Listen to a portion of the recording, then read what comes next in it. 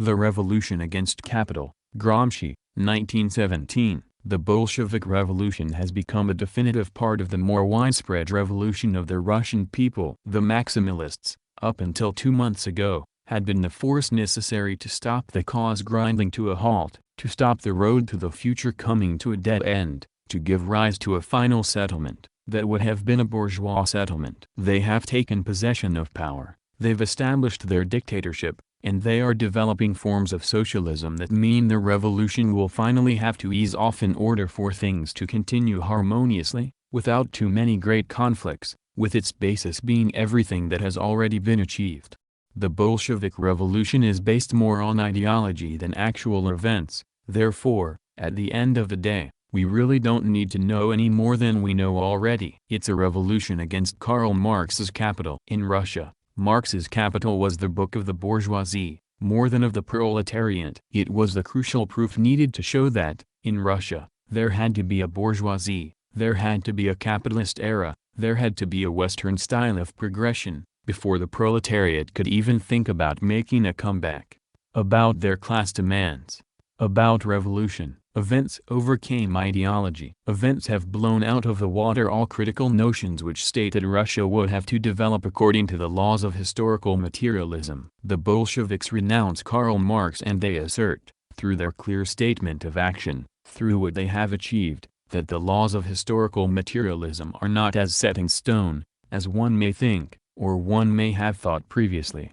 Yet, there is still a certain amount of inevitability to these events. And if the Bolsheviks reject some of that which is affirmed in Capital, they do not reject its inherent, invigorating idea. They are not Marxists, that's what it comes down to. They have not used the master's works to draw up a superficial interpretation, dictatorial statements which cannot be disputed. They live out Marxist thought, the one which will never die, the continuation of idealist Italian and German thought, and that in Marx had been corrupted by the emptiness of positivism and naturalism. In this kind of thinking the main determinant of history is not lifeless economics, but man, societies made up of men who have something in common, who get along together, and because of this, civility, they develop a collective social will. They understand economic matters, they evaluate them and adjust them according to their will, until it is this which becomes the driving force of the economy, that which shapes objective reality and lives and moves. It takes on the characteristics of a scalding hot sheet of metal,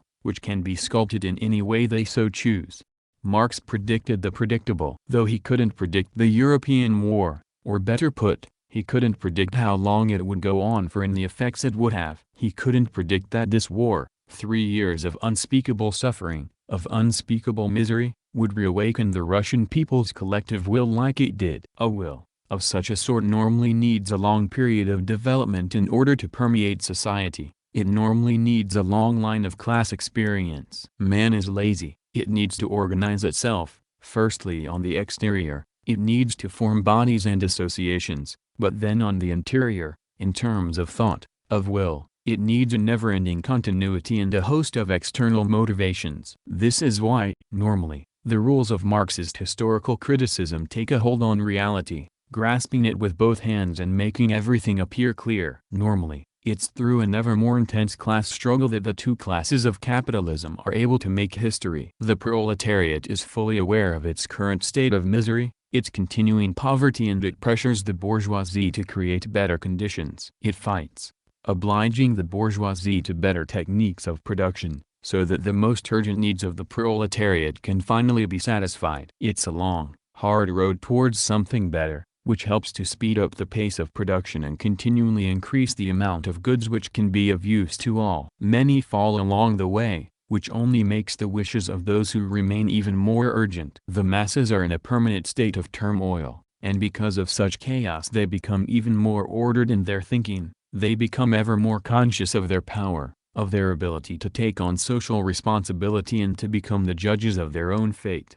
That's what happens normally when events run in a certain order. When history passes through ever more complex situations full of increasing meaning and importance, yet at the same time that are so similar. However, in Russia, war only helped to ignite the people's will. After the suffering which had built up over 3 years, they found themselves becoming one very quickly. Famine was impending. Hunger, or death by hunger, could strike anyone, crush tens of millions of men in an instant. Different wills were united, fiercely, in a superficial way, but then in an active and spiritual sense after the revolution. Socialist thinking allowed the Russian people to reach the experiences of other proletariats. Socialist thinking instantly gave life to the history of the proletariat, to their fight against capitalism, the long line of pains they have had to go through to free themselves ideally from the clutches of a servility which made them poor. It allowed them to create a new consciousness and be living proof of a time yet to come. Socialist thinking gave rise to the social will of the Russian people. Why should they have to wait so that the history of England is repeated in their own country, so that a bourgeoisie is formed in Russia,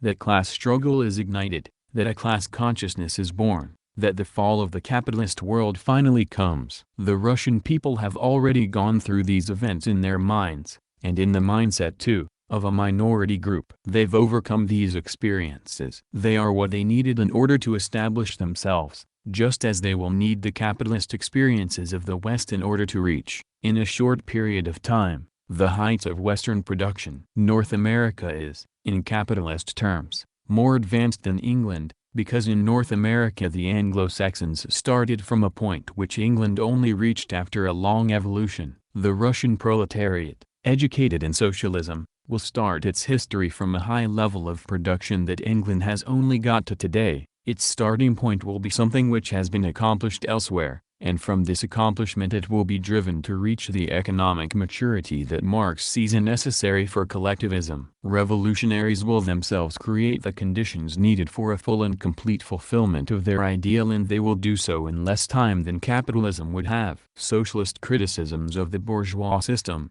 which highlight its shortcomings and the unequal distribution of wealth, will enable revolutionaries to do better, to avoid such shortcomings themselves, to not fall into the same traps. In the beginning it will be a collectivism based on misery, on suffering. But it would have been these very conditions of misery and suffering which would have been inherited from a bourgeois regime. Capitalism in Russia, right now, wouldn't be able to do any more than collectivism can. In fact, at the moment it would do much less, as it would find itself facing a discontent and rabid proletariat, incapable of putting up any longer with the pain and disappointment that economic poverty brings. Even from an absolute, human point of view, preempted socialism can be justified in Russia. The suffering that will be left behind after peace will only be tolerated by the proletariat as long as they feel that their will is intact, that through their persistence they will be able to make it end as soon as possible. One has the impression that the maximalists, at this time, are the natural, biological expression, needed to stop the Russian population falling into an atrocious state of ruin, to ensure that the Russian population, caught up in the autonomous, colossal effort of ensuring their own regeneration, will be able to feel a little less the pain caused by the ravenous wolf's bite, so that Russia doesn't become a huge forest of wild beasts, tearing each other to pieces.